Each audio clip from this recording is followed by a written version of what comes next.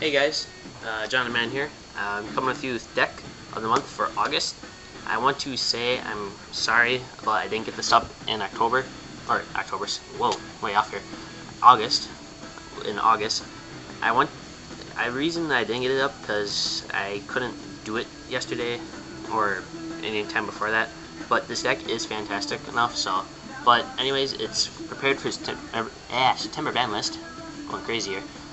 So anyways, it's prepared for September Banlist, so expect to see some cards as to what they are now adjusted to the list. So now anyways, to start off the movie and get it before 10 minutes is up. Start off, for the monster lineup, we have Krebons, just some stall and basic. 1200, it's pretty decent. Use it, stall for your time to get your Monarchs and whatever you need, and it's a tuner. All the Monarchs except for Zaborg are level 6, so easy level 8 synchro summon, so whatever. Next, a Dandylion, because if your opponent destroy this, or you just get sent to the grave in any sort of manner, its effect is mandatory, so no matter what, you're going to get your 2 tokens, unless your 2 token, you have unusable monster space. Let's say you have 1 open monster space, when this is destroyed, you're not going to get 2 tokens, because the 2 tokens have to come onto the field. If they cannot, you don't get no tokens, even if you have 1 monster zone open. If you have 2, then it will replace those, otherwise it won't work. Next, Marshmallon. I like it better over Spirit Reaper because Spirit Reaper can be destroyed simple by Econ, Shrink,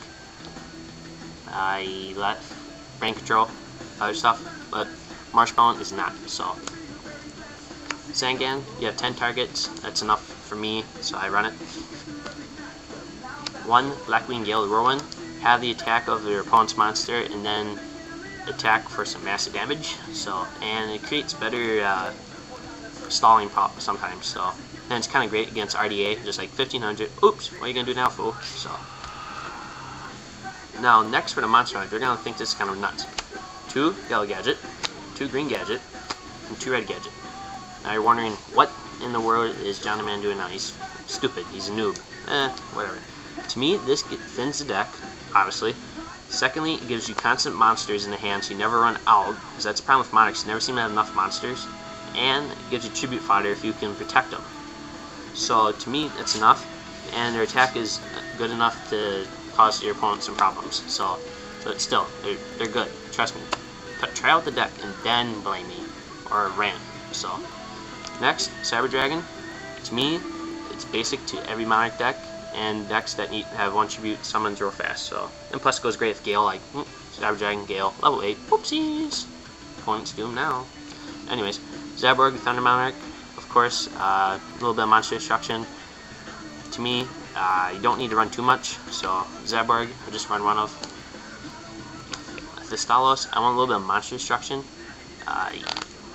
Blackwing's kind of hate on this guy because if he hits a Kalute, just gone. Elfin can be gone before they can get it off on the field, you know. But Value Turbo, I haven't seen it in works yet, but supposedly the thing's supposed to wreck terribly, so either way, it's still good. Next, we have 2 Raiza Storm Monarch. I don't have 3, but I think 2 is enough anyways, because the next monster you see was why I don't run 3. But anyways, Raiza is still good, and nonetheless, 2 is decent in my case, so anyways, he's great. Next, Caius, the Shadow Monarch. This is why I don't run 3, and plus I don't have 3. But anyways, Caius, the Shadow Monarch, if you hit a dark, you burn 1,000 and attack for 24. You know, or you can remove him himself and burn 1,000 if you're trying to go for game. So, finish up the monster lineup. We have Gorz. If opponent ever destroys your field, wipes you off, you can just come back with Gorz. So, and this monster to me is the most critical of most of them, but I only run 1 of it anyways because I don't need too much. Tragoedia. You're running why? This is another reason why I actually run the Gadgets, because level 4 monsters are the most common in level, other than synchro summon monsters. And what you're going to do is drop them from the hand, take to level 4, and tribute for a Monarch. Simple as that. Plus this can be summoned on your opponent's turn, so you can always use it for another Monarch if you can, you know, protect it. Or it's the last summon, you know, of the turn. Now, since I still have the monsters, it was 20. Now for spells, 1 Soul Exchange. I don't want to run too much Soul Exchange, because then it's more of a dead draw later on if you already used up your Monarchs. Plus 1's a little more reliable. I mean, if you run 2, then you're just going to hit something. And I've seen a lot of Monarch decks, and they run Soul Exchange, and they pretty much can't always use them unless they're gonna like discard it or something. So 1 to me is good. And over the second one, I am running a double summon. I'm running this because if you follow up with a gadget, or if you have a gadget in hand, play it, summon, you can play double summon and get the gadget and have 2 monsters on the field and play some monster removal and attack. So whatever your preference is, you can run 2 double summons or 2 Soul Exchange or 1 of each. So now, to me this is basic for all Monarch decks obviously. Brain control, it's pretty simple. Take control, attack, or tribute, then attack, or attack and tribute, whatever you have to do. So Pot of Avarice, I run this to recycle the Monarchs if they're in the graveyard, not been removed yet. Gadgets, whatever I really need, but you know, just to make sure I always have enough monsters. For monster removal, I have 2 Fissure and 1 Smashing Ground. This is great with the gadgets in here because you can always at least have a direct attack most of the time. Not always, but pretty much almost. And to me, it's kind of consistent then, so you can always get Fissure. So next, Lightning Vortex. In case you ever hit the Swarm, you know, Value Turbo, they swarm so bad, you can just like boop, bam. And Light Swarm, since they're still unhit. So, oh well, but their main force, Monster Reborn, has been, you know, taken off, so either way, it's good. Next, Heavy Storm, Giant Trunade, and MST, or Mystical Space Typhoon. I run this, Giant Trunade, you're probably wondering why. I run Giant Trunade over, or run it because if I use Call to Hunt it, which I do have in here, and I have to tribute the monster for a Monarch, I can at least get back Call to Hunt it, because otherwise it's a dead, you know, piece of chunk of card on my side of the field. So plus I can use it again. So otherwise, these are all basic in here otherwise. Next, 2 Dust Tornado for, oh, by the way, that was 11 spells and that was it for them. Anyways, 2 Dust Tornado. I like this because you can set stuff with its secondary effect, other than destroy stuff if you have to. So, and it's great during the end phase of your opponents. Just like 3 cards back row and your turn. Dust Tornado and Dust Tornado. Oh, you can't respond because you just set those. So, sucker. Anyways, but still. Next, 2 Magic Drain. To me, this replaces the 2 Lost Solemn Judgments, and even if you are, if you don't even have Solemn Judgments, this is a great budget replacement, because Solemn Judgments are still really expensive. You know, right now they've been, you know, the Fan Hammer hit it, but either way, Magic Drain is a better replacement in my case actually over Solemn Judgment, because your opponent activates a spell, you flip it.